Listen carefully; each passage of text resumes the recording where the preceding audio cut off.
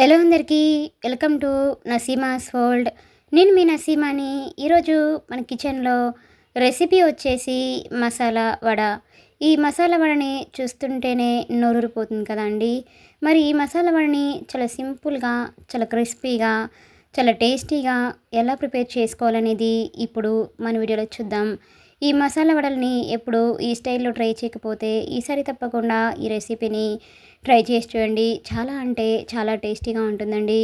ముందుగా ఒక బౌల్లోకి 2 గ్లాసుల వరకు మంచినగపప్పుని తీసుకోండి. ఇప్పుడు దీనిలోకి వాటర్ని వేసుకొని ఈ పప్పును 2 సార్లు శుభ్రంగా వాష్ చేసుకొని తీసుకోండి. దీనిలోకి ఫ్రెష్గా ఉన్న వాటర్ వేసుకొని ఈ పప్పుని కనీసం 4-5 గంటల పాటు బాగా నాననివ్వండి. చూడండి, 5 గంటల తర్వాత పప్పు అనేది ఇలా చక్కగా నానిపోయి ఉంటుందండి. ఇలా నానిన పప్పుని దీనిలోకి వాటర్ని తీసేసి ఇప్పుడు ఈ పప్పుని కొంచెం కొంచెంగా మిక్సీ జార్లోకి వేసుకొని వాటర్ ఏమీ వేయకుండా మూత పెట్టేసి గ్రైండ్ చేసుకోండి. కొద్దిగా పప్పుని ఇలా విడిగా తీసేసుకొని పక్కన ఉంచండి. పిండి అనేది ఇలా మెత్తగా కాకుండా కొంచెం బరకగా ఉండేటట్లుగా పలసిచ్చుకుంటూ గ్రైండ్ చేసుకోండి. ఇలా గ్రైండ్ చేసుకున్న ఈ పిండిని ఇప్పుడు ఒక మిక్సింగ్ బౌల్లోకి వేసుకోండి. ఈ వడలకి వాటర్ ఏమీ వేయాల్సిన అవసరం లేదండి. దీనిలోకి మనం ముందుగా పక్కన తీసి ఉంచుకున్న పప్పుని కూడా వేసుకోండి.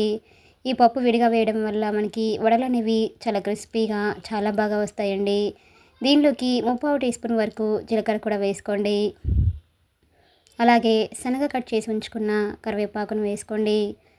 అలాగే సన్నగా కట్ చేసి ఉంచుకున్న ఉల్లిపాయని కూడా వేసుకోండి. అలాగే సన్నగా కట్ చేసి ఉంచుకున్న పచ్చిమిర్చిని కూడా వేసుకోండి. ఇప్పుడు దీనిలోకి మీ టేస్ట్ తగ్గట్టుగా సాల్ట్ని కూడా యాడ్ చేసుకోండి. అలాగే 3/4 టీ స్పూన్ వరకు ధనియాల పొడి, 1/2 టీ స్పూన్ వరకు గరం మసాలా కూడా వేసుకోండి. ఇప్పుడు ఇవన్నీ కూడా పిండిలో కలిసేటట్లుగా ఇలా ఒకసారి 1 నిమిషం పాటు బాగా మిక్సింగ్ చేయండి. దీనిలోకి వాటర్ అస్సలు వేయాల్సిన అవసరం లేదండి. ఈ ఆనియన్స్ దీనిలో ఉన్న మాయిశ్చరే ఇదే సరిపోతుందండి. ఇలా ఇదంతా కూడా కలిసేటట్లుగా బాగా కలిపేసుకొని దీన్ని పక్కన ఉంచండి. ఇప్పుడు స్టవ్ ఆన్ చేసుకొని కడాయిలోకి డీప్ ఫ్రైకి సరిపడా ఆయిల్ని వేసుకోండి. ఆయిల్ బాగా హీట్ అయిన తర్వాత ఇలా చేతి మీద ఇలా కొంచెం కొంచెంగా పిండిని తీసుకుంటూ ఇలా ప్రెస్ చేసుకొని వడలు ఒత్తుకోండి. ఇలా మీకు నచ్చిన సైజులో వడలు అనేవి మరీ పలుచగా కాకుండా అలాగని మరీ మందంగా కాకుండా ఈ విధంగా మీడియంగా ఉండేట్లుగా చూసుకోండి. మరీ మందంగా వేస్తే వడలు లోపల పచ్చిగా ఉండిపోతాయండి. ఈ విధంగా అన్ని వడల్ని కూడా ఆయిల్లో ఎన్నైతే సరిపోతాయో అన్నింటిని కూడా వేసుకొని ఫ్లేమ్ని మీడియం ఫ్లేమ్లో ఉంచేసి ఇవి మంచి కలర్ వచ్చేంత వరకు వీటిని బాగా ఫ్రై చేయండి.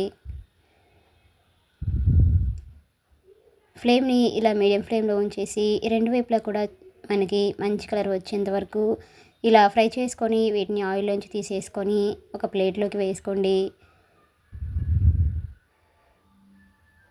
ఇలానే మిగతా వడల్ని కూడా ఈ విధంగా వేసేసుకోండి.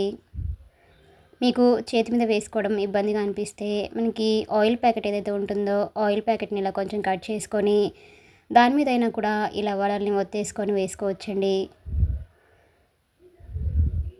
ఇలా అన్ని వడల్ని కూడా ఈ విధంగా ప్రిపేర్ చేసేసుకొని ఆయిల్లో వేసేసుకోండి.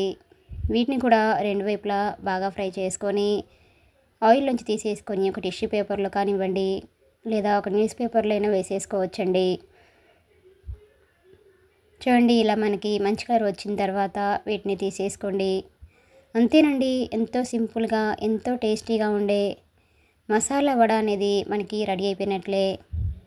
ఇలా రెడీ అయిపోయిన ఈ మసాలా వడని ఒక సర్వింగ్ ప్లేట్లోకి తీసుకొని వేడివేడిగా వీటిని మటన్ కర్రీతో కానివ్వండి లేదా డైరెక్ట్గా కూడా దీంతో ఇలా వీటిలో ఆనియన్స్ ఇవన్నీ వేసాం కాబట్టి వీటిని ఇలా డైరెక్ట్గా తిన్నా కూడా చాలా అంటే చాలా క్రిస్పీగా చాలా బాగుంటాయండి. మీకు కూడా ఈ రెసిపీ కనుక నచ్చినట్లయితే ఒక లైక్ చేయండి. అలానే లైక్ చేయడం మాత్రం మర్చిపోకండి. Please subscribe my channel, like, share and comment. మరిన్ని మంచి మంచి రెసిపీస్ కోసం మన నసీమాస్ వరల్డ్ ఛానల్ని